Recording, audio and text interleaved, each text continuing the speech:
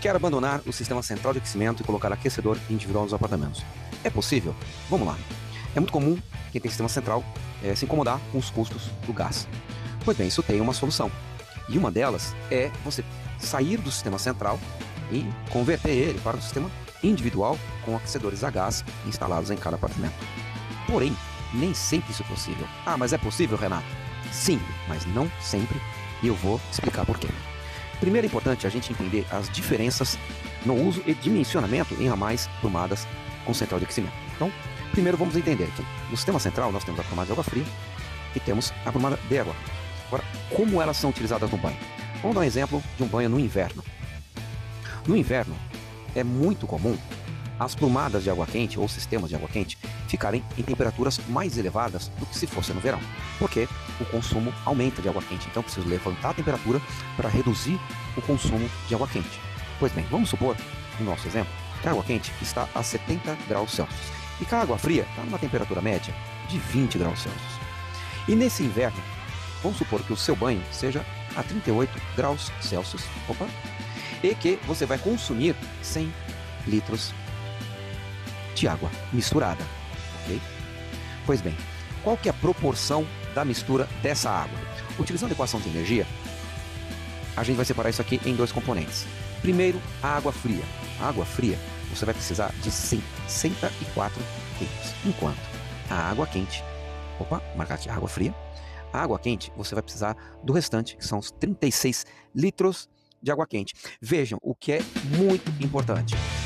Tanto a água fria quanto a água quente são demandadas.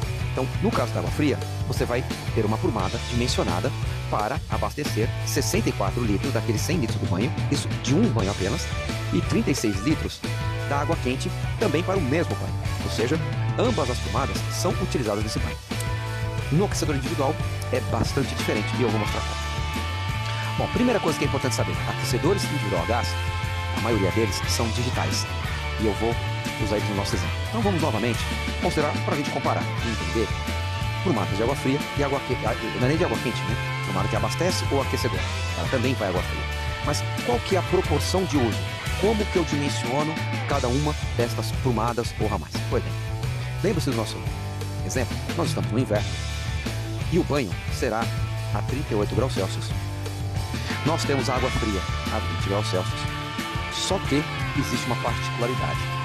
O nosso banho, que vai ter os mesmos 100 litros, ele vai usar um aquecedor de passagem digital que eu coloco lá no painel qual é a temperatura da água que eu quero que saia dele. Vamos supor que eu vou lá e uso no meu aquecedor e ponho lá no painel dele que ele vai ficar em 38 graus Celsius, exatamente a temperatura do meu banho. Por quê? Eu não vou esquentar a mais a água para depois esfriar. Precisa jogar energia fora, esquentar mais do que precisa. Então eu vou usar a água quente na minha temperatura do banho. E nesse caso, me parece óbvio, você já deve ter concluído comigo, 100% da água vem do ramal de água quente do aquecedor. Ou seja, voltando para o nosso esquema aqui à esquerda, a água fria vai consumir 0 litros. E a sua prumada do aquecedor tem que ser responsável pelos 100 litros do banho. Ou seja, o dimensionamento é completamente diferente. Lembra-se, eu vou voltar aqui para vocês verem. Água fria 64, água quente 36. E aqui com o aquecedor individual, você não vai usar água fria, vai usar somente a prumada que abastece seu aquecedor. Então, as prumadas que você tem hoje no sistema central, elas provavelmente não servem para abastecer simples e diretamente o meu aquecedor de passagem. Vai haver colapso, essas redes não vão aguentar e vai ter problema de desempenho. Vocês entenderam essa? Pois bem, mas não acaba por aí. A prumada de gás talvez seja o maior calcanhar de Aquiles. Eu vou dar um exemplo aqui. Vamos supor um apartamento que eu tenha um fogão. Aqui eu tenho uma lista, 5 bocas ou 5 queimadores com forno. Vejam que a potência máxima dele, é 5 queimadores ligados no máximo e o forno ligado no máximo. O consumo máximo desse fogão é de 15,6 kWh. Uma condição que não é tão comum de acontecer. Os 5 queimadores ligados, 5 panelas em cima e ainda o forno a todo vapor. Pois bem, mas vamos pensar num aquecedor para esse mesmo apartamento? Um aquecedor de 35 litros por minuto, algo muito comum. Vejam a diferença de potência, com um detalhe que é muito importante. O aquecedor a gás, dependendo do seu chuveiro, você vai matar a potência total dele em 2 pontos de consumo. Isso é muito comum. 2 chuveiros matando um aquecedor. Ou seja, nesse meu exemplo, esse aquecedor de 57, em cada banho, eu vou usar aproximadamente 28,5 kW em um banho, que é muito. Ainda que não seja tudo isso, um banho, 2 banhos, 3 banhos, quanto que eu uso desse cara. Vejam que a diferença de potência é muito grande. Então, o grande consumidor de gás, neste caso, não é o fogão, é o aquecedor de passagem. Claro, mais econômico do que a central. Porém, se não dimensionar bem o seu chuveiro, fizer uma boa escolha, um bom aquecedor e principalmente, uma outra coisa que é importante, um medidor de gás.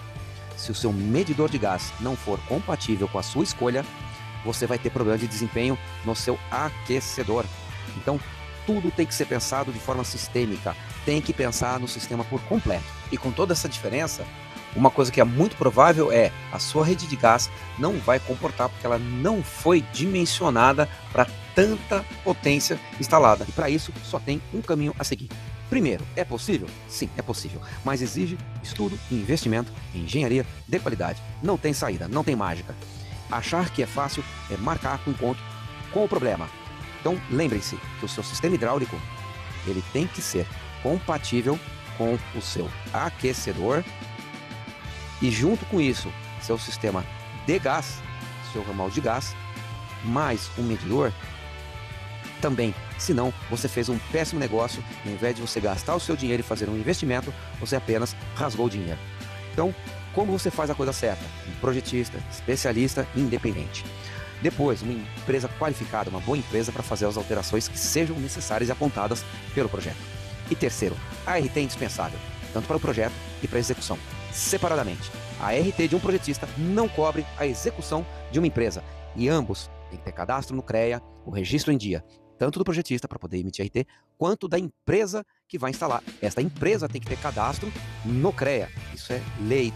Você precisa seguir com responsabilidade. A empresa tem que ter cadastro no CREA, mesmo que ela não tenha um engenheiro, que ela tenha um engenheiro externo contratado como responsável técnico da empresa, que vai recolher RT. Mas todo mundo tem que ter RT, todo mundo com registro para que você esteja protegido, inclusive pelo seguro que estas empresas tiverem. Ok? Tem dúvida? Pergunte e respondemos. Somos especialistas.